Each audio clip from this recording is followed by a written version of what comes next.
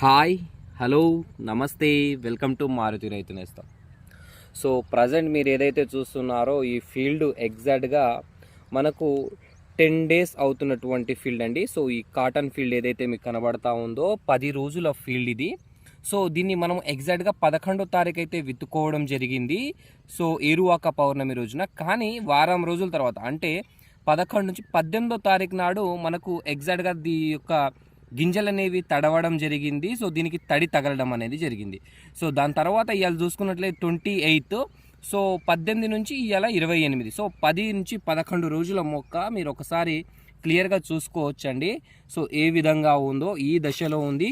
ఇప్పటి వరకు దీనికి ఎటువంటి ఎరువులైతే మనమైతే లేదు. కింద మనం కొన్ని ఇక్కడ చావు మొక్కలు అయితే పెట్టుకోవడం జరిగింది. సో డిఫరెన్స్ అయితే చూసుకోవచ్చు.